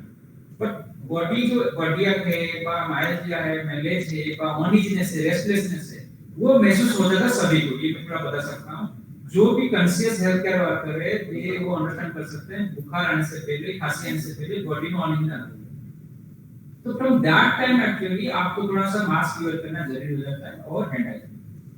अब मास्क करने से क्या होगा? आप दूसरे को फैलाना बंद कर दिए, और हैंड हाइजीन करने से धीरे धीरे आपके बैक्टीरिया जो भी हाथ में आपके मुंह पे कभी लग जाता है ना, मैक्सिमम आप बैठे बैठे अभी भी 1 घंटा मैं आपके कैमरा से देख लूंगा, आप किसी का हाथ मुंह पे आ जाता है, कभी इधर आ जाता है, कभी इधर जाता है। इट इज नॉर्मल है, ह्यूमन बीइंग हैबिट, इसमें कोई चेंज नहीं कर सकता। तो ये जो आ गया मुंह के साइड से अंदर, तो ऑटोमेटिकली क्या हुआ, मेरे हाथ में तो आया जीवन, तो दैट विल नाउ ट्रांसमिटेड। हम गए, हम ऑफिस में गए, जैसे मैं ऑफिस में आया तो फाइल में पकड़ा कि कंप्यूटर ऑन किया, उसके बाद कोई स्टाफ लेके आ गया, चाय और पानी लेके उसको पकड़ लिया, उसके बाद वो पकड़ के वो ले गया। तो ये देख रहे हो कैसे एक एक ट्रांसमिशन कैसे एक्टिव सीक्वेंस चेंज होते जा रहा है। ये सभी तभी बंद हो सकता है जब आप कॉन्शियसली एक बार मास्क पहनेंगे और हैंड हाइजीन कर लीजिए, और हैंड रब आपके हाथ में चलना चाहिए आसपास जब भी आपको फेब्रुअरी एपिसोड से और यूआरआई सिम्पटम्स से और feeling of uneasiness in body. तो ये तीनों सिम्पटम्स आपके पास स्टार्ट करें, पहले 3 दिन नहीं बढ़ाएंगे आप, 3 दिन के बाद फिर कुछ जरूरत नहीं, क्योंकि ये 3 दिन में आप सब कुछ कर सकते हो सोसाइटी के लिए। जितना डैमेज करना है होता नहीं, डैमेज कंट्रोल तभी चाहिए फास्ट ट्रीटमेंट, उसके बाद डैमेज कंट्रोल कुछ नहीं हो सकता, वो तो सब कुछ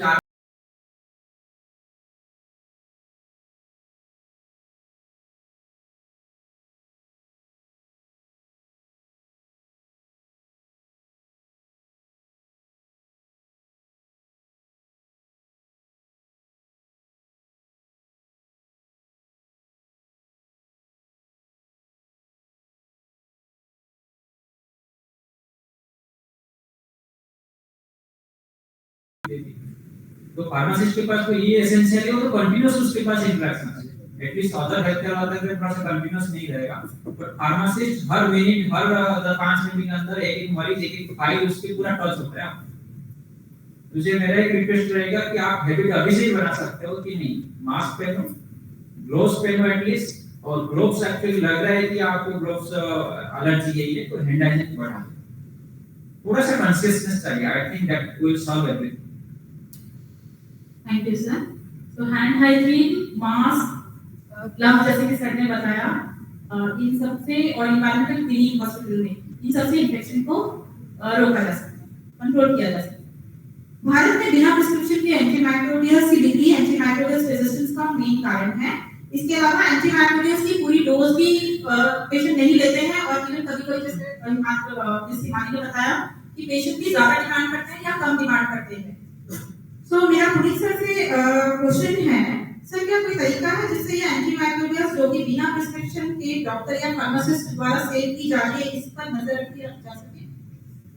इसको दो तरह से सेटअप में डिवाइड कर सकते हैं हम लोग। एक जो कम्युनिटी में जाता है और एक जो हॉस्पिटल में जाता है। हॉस्पिटल में कंट्रोल करना हमारे लिए आसान है कि हम फार्मास्यूटिकल डिस्पेंसिंग रिस्ट्रिक्ट कर दें, खासकर उन एंटीबायोटिक की जो रिजर्व क्लास है। तो जैसे आप इंडेंट रेज करते हैं, इंडेंट अगर फिजिशियन ने या कंसल्टेंट ने वेरीफाई नहीं किया हुआ तब तक आपको रिजर्व क्लास बिल्कुल नहीं इशू किया जाएगा। ये एक फार्मेसी का हमारा एक मेजर है। दूसरा, कितने दिन तक आप इंडेंट रेज करेंगे इस पेशेंट के लिए कर रहे हैं, उसके ऊपर भी फार्मेसी चेक रखता है। आपको शायद मालूम नहीं होगा, बट हम लोग डेफिनेटली ऑडिट करते हैं उस चीज का कि एक यूएचआईडी के अगेंस्ट कितनी एंटीबायोटिक और कितने दिन के लिए बार-बार इशू हो रही है। काफी बार हम लोग वो कंसल्टेंट के साथ डिस्कस करते हैं और काफी बार आपको भी फीडबैक मिलता है, आपके साथ डिस्कशन होता है। ये दूसरा तरीके का चेक है। उसके अलावा हॉस्पिटल है तो हम एक्सेस ग्रुप के बारे में ज्यादा डिस्कशन इसके बारे में नहीं करेंगे। अब जाते हैं कम्युनिटी में। अगर कम्युनिटी में एक फार्मासिस्ट के केमिस्ट शॉप के पास कौन सी मेडिसिन कैसे डिस्पेंस हो रही है, अगर वो बिना प्रिस्क्रिप्शन के एंटीबायोटिक दे रहा है तो लीगली वो गलत काम कर रहा है। लॉ है कि प्रिस्क्रिप्शन मेडिसिन सिर्फ प्रिस्क्रिप्शन कर देंगे। अब सवाल आता है कि लॉ तो हमारे पास सड़क पे उल्टे हाथ को चलो, उल्टे साइड चलने का भी उसके ऊपर भी आप कर सकते हैं, क्या वो इम्प्लीमेंट हो रहा है कि नहीं हो रहा है। ये इम्प्लीमेंट नहीं हो रहा है। आप लोगों की अब ये हमारी जनरल की और हमारी ही रिस्पॉन्सिबिलिटी है कि हम कौन सी एंटीबायोटिक कितने लेवल तक किसको दे रहे हैं। इसीलिए आप लोगों को WHO की अवेयर क्लासिफिकेशन पढ़ना जरूरी है। वॉच प्रूफ और रिजर्व मेडिसिन बिना प्रिस्क्रिप्शन के देना आप गलत काम 100% कर रहे हैं, उसके लिए penal penalty should be imposed. अगर किसी कोई पकड़ा गया कि आपने रिजर्व क्लास या वॉच प्रूफ की एंटीबायोटिक बिना प्रिस्क्रिप्शन के दी है, definitely penal action is required.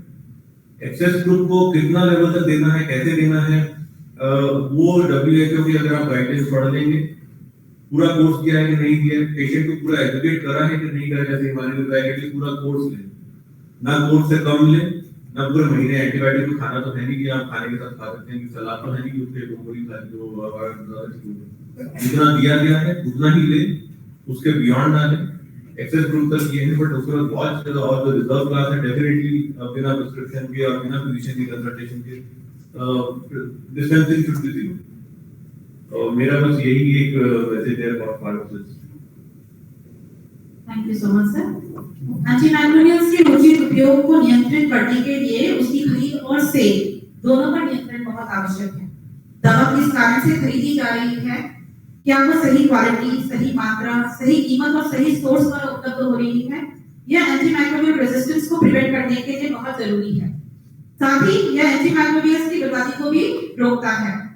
Miss Himani, मेरा आपसे अगला प्रश्न है, एक फार्मासिस्ट जो हॉस्पिटल या कम्युनिटी में काम करते हैं, उनकी क्या भूमिका या जिम्मेदारियां हैं एंटीमाइक्रोबियल्स की खरीद और इन्वेंटरी कंट्रोल में? इन्वेंटरी कंट्रोल में तो मेरा मानना है कि हमें जब हम ये मेडिसिन का स्टॉक करते हैं तो इसे कैटेगराइज कर सकते हैं। एज WHO ने जैसे मेंशन किया है कि 3 कैटेगरीज में डिवाइड कर दिया है, तो हम भी इस तरह से अपने इन्वेंटरी में इसको इंक्लूड करके एंटीबायोटिक्स की क्लासेस को डिवाइड कर सकते हैं as access, watch and reserve.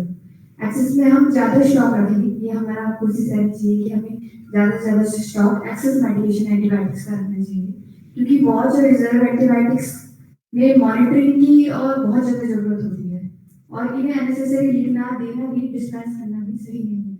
तो इन्वेंटरी में हम ये कर सकते हैं कि प्रॉपर्ली देखें कि हमारा जो स्टॉक है वो एक्सेस एंटीबायोटिक्स का प्रॉपर रहे, और डॉक्यूमेंटेशन में हम ये कर सकते हैं कि प्रॉपर्ली देखें कि पेशेंट को रॉन्गली मेडिकेशन तो डिस्पेंस नहीं हो रही है, उसकी हम जैसे कि शेड्यूल H1 हमारे ड्रग एंड कॉस्मेटिक एक्ट में है, जो कि 2014 में इंट्रोड्यूस हुआ था। वो इसीलिए इंट्रोड्यूस हुआ था क्योंकि एंटीबायोटिक्स का अननेसेसरी यूज हो रहा था, अननेसेसरी डिस्पेंस हो रही थी, ओवर यूज हो रहा था। तो H1 शेड्यूल के अंदर ये करा गया था कि जो भी एंटीबायोटिक्स और सम साइकोलॉजिकली मेडिकेशंस थी, उनका प्रॉपर रजिस्टर मेंटेन किया जाएगा फार्मासिस्ट के द्वारा कि वो किस पेशेंट को मिली है, क्या नाम है, कब ले किया है, और उसकी प्रिस्क्रिप्शन की कॉपी भी संभाली जाएगी, लेकिन देखा जाए कि अननेसेसरी यूज तो नहीं हो रहा है मेडिसिन का। तो इस तरह गवर्नमेंट ने ये एंटीबायोटिक्स के ओवर यूज को रोकने के लिए H1 शेड्यूल इंट्रोड्यूस किया था।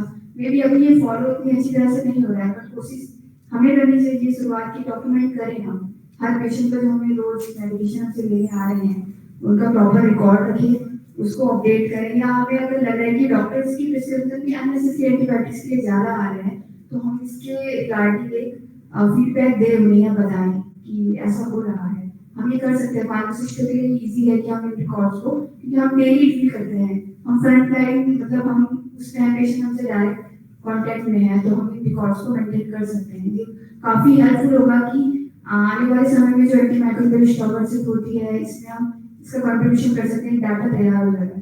क्योंकि कहीं ना कहीं एंटीबायोटिक का जो मिसयूज हो रहा है, एक प्रॉपर डाटा नहीं मिल पाता है। आज मार्केट में हर जगह एंटीबायोटिक्स ऐसे दे देते हैं, कोई प्रिस्क्रिप्शन नहीं देखता है, अपने फाइनेंशियल प्रॉफिट के लिए लोग बेचते हैं हमें, जो कि रॉन्ग प्रैक्टिस है। तो हमारा रोल बहुत इंपॉर्टेंट है कि हम अवेयर हों, पेशेंट को अवेयर करें, ज्यादा से ज्यादा प्रोग्राम में एक अपॉर्चुनिटी समझे कि हमें अगर मौका मिल रहा है तो हम अपने आसपास के लोगों को भी नॉलेज दे इस बारे में कि अननेसेसरी एंटीबायोटिक का यूज करना बहुत रॉन्ग प्रैक्टिस है। तो इसमें हम ये कंट्रीब्यूट कर सकते हैं। हमारा कानून बोलता है कि हेलमेट पहन कर ही आपको सड़क पे जाना टू व्हीलर। कितने लोग हैं जो हेलमेट पहन के निकलते हैं और बाकी लोग जो नहीं निकलते हैं वो इंतजार कर रहे हैं कब उनकी हेड इंजरी है, और उसके बाद जो कॉन्सिक्वेंसेस ऑफ हेड इंजरी है एंटीबायोटिक यूज की जरूरत है। अगर आप और बिना प्रिस्क्रिप्शन के बिना कानून बनाने से काम नहीं होगा। अल्टीमेटली काम हम लोगों को ही करना है, अपने आप को ही बचाना है। एंटीबायोटिक का मिसयूज करके हम अपने लिए ही बड़ी प्रॉब्लम क्रिएट कर रहे हैं और किसी और के लिए। Thank you so much sir. Nurses patient के साथ 24 आवर्स रहती हैं और वो उनकी देखभाल करती हैं। तो पेशेंट की क्या स्थिति है, उनकी सुरक्षा की जिम्मेदारी, इवन एंटीमाइक्रोबियल थेरेपी अगर स्टार्ट की गई है तो उसका रिस्पांस क्या है पेशेंट का, ये सबसे पहले उनको ही पता चलता है। तो नेक्स्ट प्रश्न मेरा डॉक्टर पांडा सर से है, नर्सेस एंटीमाइक्रोबियल के उचित उपयोग के में कैसे महत्व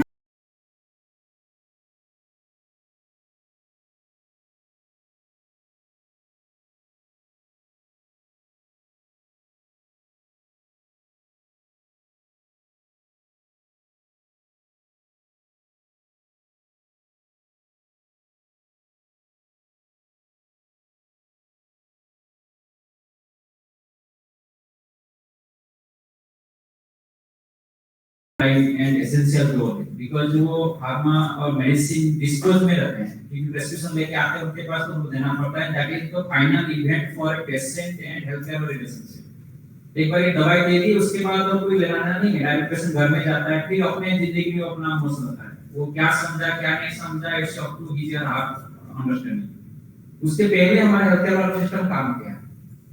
सिमिलरली नर्सेस भी it is a frontline worker direct. जैसे हमारा रेसिडेंट होते हैं, एक्चुअली हमारा पेशेंट जैसे एडमिशन हो जाते हैं तो रेसिडेंट डेली उनके पीछे लगे रहते हैं। तो सेम नर्सेस हर मोमेंट में पेशेंट के आसपास रहता है। आइदर हम अपना ड्यूटी आवर में डेफिनेटली ऐसा नहीं कि पेशेंट का एक नर्सेस कंट्रोल करेगा, तो अपना ड्यूटी आवर में नर्सेस के साथ में रहता है। तो उसी टाइम स्टार्ट पहला स्टेप हो जाता है। मेरा अंडरस्टैंडिंग यही होता है कि I always believe my self as a role model, health care worker role model for the community. Because मैं सपोज हेल्थ केयर वर्कर के हिसाब से आया, मतलब डॉक्टर बना, अपना काम जैसा प्रेस्क्रिप्शन करना ये करना, that's okay, I am doing that and government is paying for me that. But उसके अलावा सबसे बड़ा है कि मैं रिप्रेजेंट क्या कर रहा हूं सोसाइटी को, that is a role model. तो रोल मॉडल मतलब कि I have to educate any point of time and every point of time. It means आप जब भी एक्चुअली वार्ड में रहते हो, हर मोमेंट में आपके आसपास कोई क्वेश्चन आता ही रहता है, और शायद आप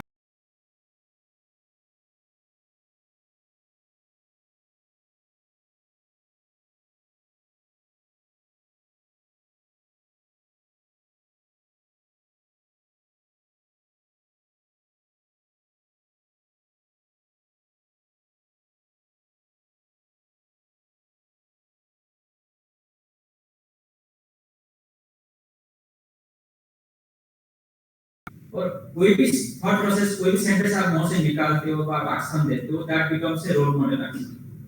तो हर टाइम कभी भी आपके पेशेंट के सामने आते हो तो education is the prima facie of all health care worker as a role model, and वो पहला फ्रंट लाइनर, जैसे मैंने बताया कि फार्मासिस्ट को एजुकेशन करना 100% जरूरी है, बिकॉज़ वो लास्ट है और आप फर्स्ट है।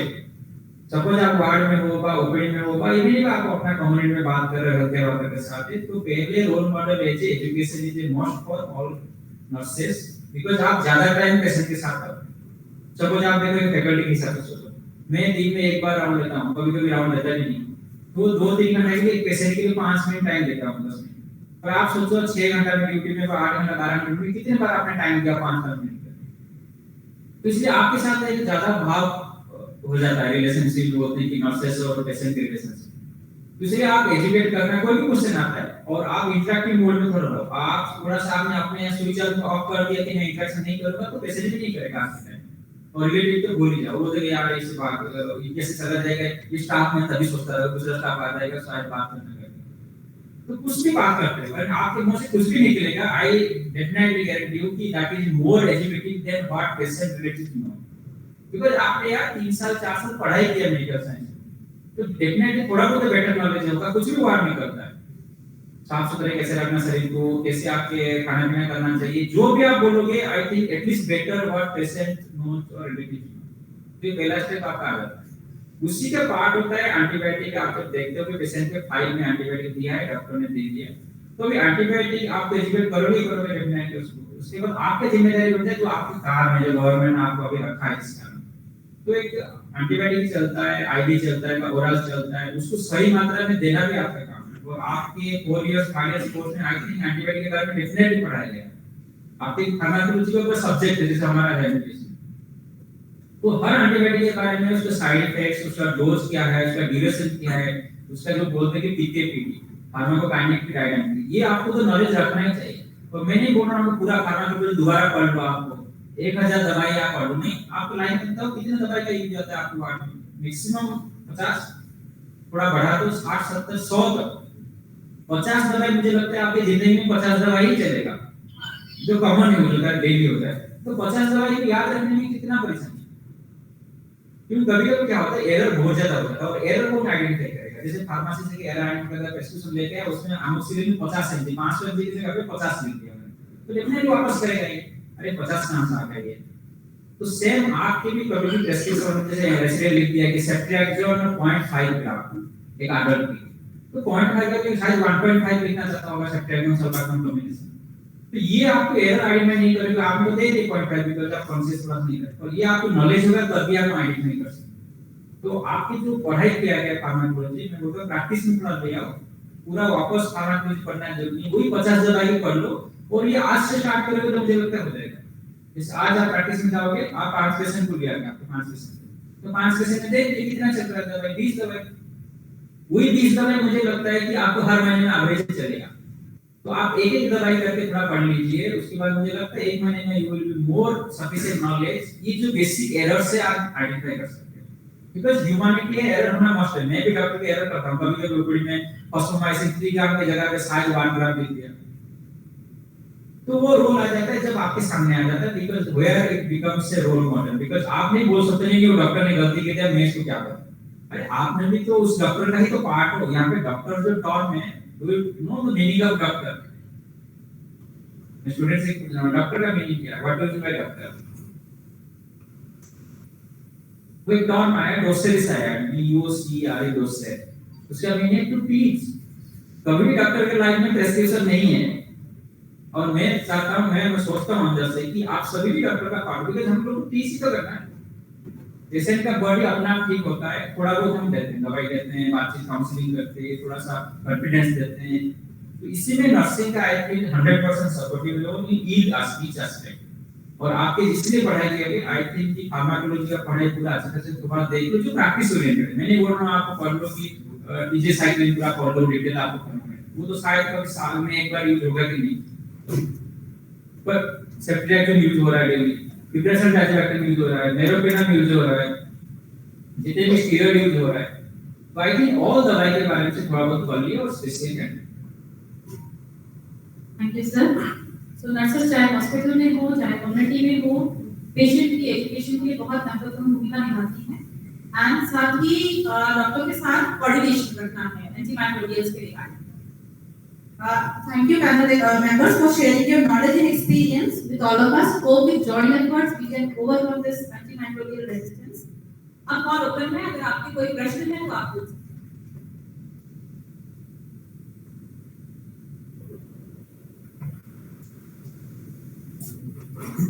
आराम से पूछो, इसमें आपके मन में कोई भी सवाल है आप varieties of health care worker देख सकते हैं। Pharmacist,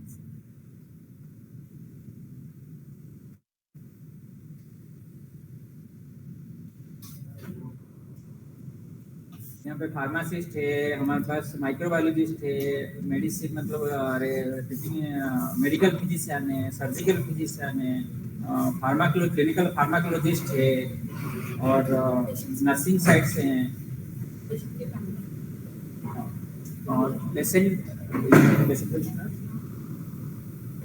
family members. आप जितने भी समझे अभी बात को तो आप भी अपना क्वेश्चन पूछ सकते हो।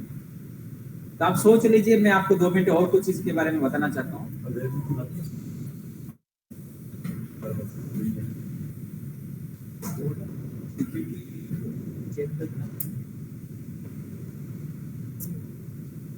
एक आपको मैंने प्रिंट दिया है, आपने देखा होगा, उसमें लास्ट पेज देख लेना, वो रिजर्व ग्रुप ऑफ नाम है। उसमें 2 दवाई है जो आपको थोड़ा सा हम लोग यूज करते हैं, फार्मासिस्ट यूज करता है, ओरल थेरेपी। उसमें कोई ओरल थेरेपी है वो हम यूज करते हैं अपना लाइफ में बिना प्रेस्क्रिप्शन में, वो सबसे गंदे की चीज है। उसमें आता है फेरोपेनम। आपने फेरोपेनम नाम सुना होगा और फेरोपेनम यूजुअली बहुत सारा आजकल पेरिफेरी में चलता है। सेकंड है फॉस्फोमाइसिन। ये दोनों ओरल अवेलेबल है, वहां पे इंजेक्शन भी है उसका, बट ओरल फॉर्म में।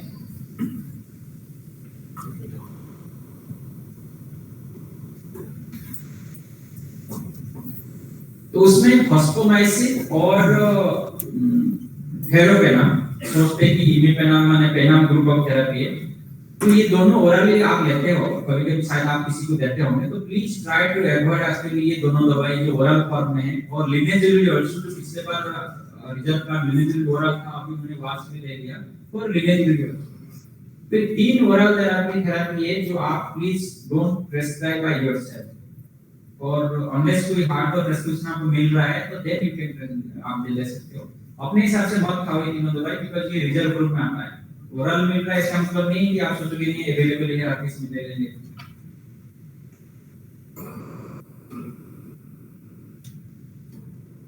सबको मिल गया था, सभी को फॉर्म मिल गया था, मतलब 2 पेज का हमने भेजा है। कोई मिला नहीं किसी को, हाथ ऊपर कर सकते हैं। पूछिए, आपके हमने 2 मिनट ले लिए थे। कांतारी से पूछते हैं, बता कुछ भी।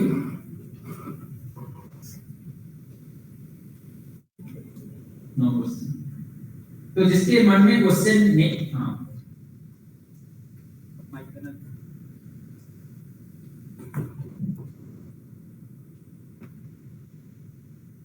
इधर ले आओ। सर, जैसे मेडिकल ऑन्कोलॉजी एंड हेमेटोलॉजी के जो पेशेंट्स होते हैं तो then they are generally neutropenic, तो उनमें एस्केलेशन एंड डीएस्केलेशन कैसे करना चाहिए फॉर एंटीबायोटिक्स? नॉर्मली किसी ने बताया न्यूट्रोपेनिया, आप सबने सुना होगा, जो इम्यूनो कॉम्प्रोमाइज भी होते हैं, जैसे कुछ पीरियड में खा रहा है या कोई कैंसर भी है, तो उन्होंने ब्लड कैंसर है और कोई एक्चुअली कोई अनकंट्रोल्ड डायबिटीज है, इसका किडनी पूरा लास्ट स्टेज में है, इसका लिवर भी लास्ट स्टेज में है, इसका फेफड़े भी लास्ट स्टेज में, कोई भी ऑर्गन हमारे शरीर में बचने वाला जो चीज है सब में उसका जो लास्ट स्टेज आता है, उसको एंड स्टेज डिजीज होता है, वो सब बॉडी के अंदर इम्यूनो कॉम्प्रोमाइज स्टेज। इसका मतलब वो सभी पेशेंट एक ही जैसा है, न्यूट्रोपेनिया जैसे पता है, इसलिए मैं सभी को बता रहा हूं क्योंकि आंसर तो सभी के लिए सेम है। तो सभी पेशेंट में क्या होता है, जब बॉडी एक्चुअली फेल हो जाता है लास्ट स्टेज, तो पूरा शरीर में जितना जीवाणु है, हमारा माइक्रोबायोम बोलते हैं, जो हेल्दी है, आप सभी को पता है खाने के नाले में मिलियंस जीवाणु है, पूरा चमड़े में भी पूरा है, मुंह के अंदर भी है, बाल में है, ऐसा कोई शरीर में जगह नहीं है जहाँ पे जीवाणु नहीं है, बहुत कम जगह है। मैक्सिमम जगह पे कुछ कुछ जीवाणु है और जो नॉर्मल है, हमारे लिए हेल्दी है, वो नहीं होंगे तो शायद हम जिंदा नहीं रहते, उसको माइक्रोबायोम का बोलते हैं। और वो एक गुड हैबिट आके हमारे साथ रिलेशनशिप में, जो हम ह्यूमन बीइंग आप बुलाते हैं, जो एक्चुअली हमारा एक्चुअली जो शरीर चलता है उनके साथ ही चलता है। तो हम जीवाणु और हम मतलब मैं जो बोल रहा हूँ ह्यूमन बीइंग बोल रहा हूँ, तो हम दोनों कोरिलेशन करते हैं और हाथ हाथ मिला के चल रहे हैं। हमको पता नहीं है वो क्या है, क्या काम कर रहे हैं, because consciously we can not identify them, इतना छोटे छोटे माइक्रो जीवाणु। तो ये क्या होता है, कभी भी बॉडी में एंड स्टेज आ जाती है, जैसे न्यूट्रोपेनिया हो गया, किडनी खराब जैसे होते हैं, तो ये पूरा शरीर में एक्चुअली घूमने लगते हैं। मान लो मेरे मुंह के अंदर सपोज 10 जीवाणु है नॉर्मली, वो क्या होता है, वो जीवाणु पेट में आ जाते हैं, वो जीवाणु स्किन में आ जाते हैं, वो मेरा पेशाब में आ जाते हैं, तो फिर वो नुकसान करने लगते हैं। जो भगवान ने आपको जीवाणु जिस जगह पे दिया है उसी जगह पे रहना चाहिए, ये वेरी सिंपल है। ये फंडामेंटल लॉ, नेचर्स लॉ है, सिंपल है। माइक्रोबायोम का मतलब जो organism which is specific for a specific site has to be on that site.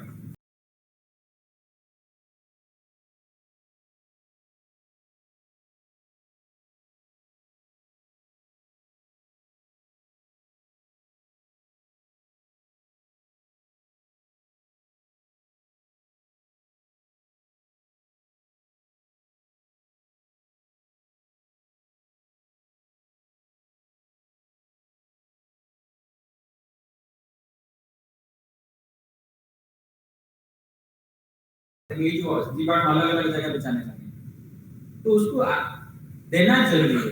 अभी उसका क्वेश्चन था कि कब बढ़ाना है कब घटाना है। तो ये सिंपल है कि जो बेसिक एंटीबायोटिक होते हैं, जैसे एक्सेस ग्रुप में हमारा मान लो जैसे लिवोप्रोसेस, वो भी एक्सेस ग्रुप में आता है, वास ग्रुप में आता है, पर एक्सेस ग्रुप में। तो एक्सेस ग्रुप का जितने एंटीबायोटिक जो कॉमन है वो बेसिक एंटीबायोटिक है और वो ब्रॉड स्पेक्ट्रम है। बिकॉज मुझे पता है ना कौन सा जीवाणु कहाँ पे गया। जीवाणु का नाम सुना होगा, कोई ग्राम नेगेटिव है, कोई ग्राम पॉजिटिव बैक्टीरिया है, कोई एनालॉगस है। तो इसलिए ब्रॉड स्पेक्ट्रम जो रेजिस्टेंस कम भी करते हैं, जैसे डॉक्सीसाइक्लिन और जैसे एजिथ्रोमाइसिन, वो बहुत कम रेजिस्टेंस करते हैं। और अभी तक ऐसा नहीं रेजिस्टेंस नहीं करते हैं, पर कंपेयर टू मेरोपेनम और अदर दवाई से ये कम करते हैं। तो इसलिए जो कम रेजिस्टेंस वाला दवाई है और जो ब्रॉड स्पेक्ट्रम मैक्सिमम जीवाणु मार सकता है, ज्यादा सेफ है, वो सभी को हम देते हैं एक्चुअली प्रोफाइलैक्सिस के साथ। तो बेसलाइन वो दवाई चलेगा, उसके बाद बीमारी बढ़ने लगेगा तो फिर दवाई बढ़ाना पड़ेगा, एस्केलेट करना पड़ेगा। और जैसे बीमारी वापस नॉर्मल में आ जाता है, मतलब बेसलाइन में शरीर आ गया, तो फिर आपको डीएस्केलेट करना पड़ेगा। तो there is no fix rule कि कब एस्केलेट करना है कब डीएस्केलेट करना है। रूल सिंपल है, बेसलाइन में प्रोफाइलैक्सिस चलेगा। सपोज बीमारी बढ़ने लगता है, जैसे और कुछ शरीर में अंग खराब होता है, तो जीवाणु बढ़ाएंगे, दवाई बढ़ाएंगे, तभी एक कल्चर का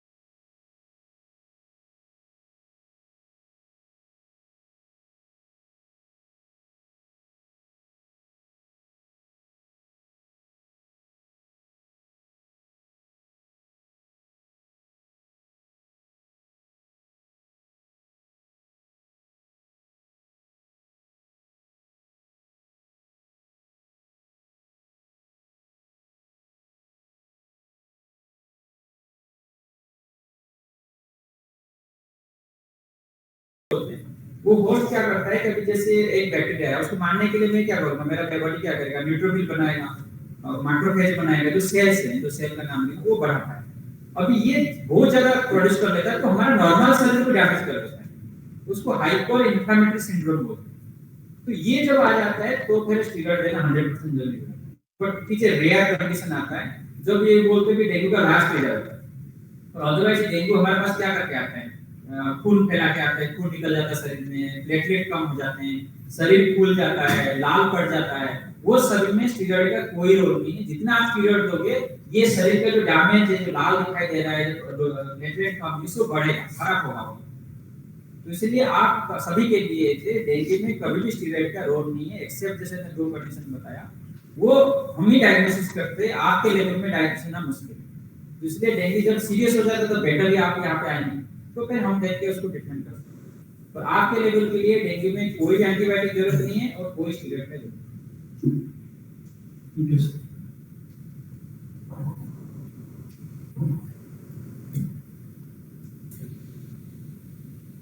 Now we will conclude the session. Thank you, experts, and thank you, audience. We will wind up.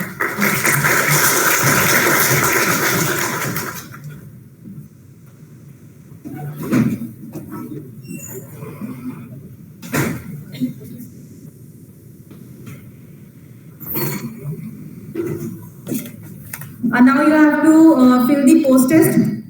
So same QR code is there. You have to fill it.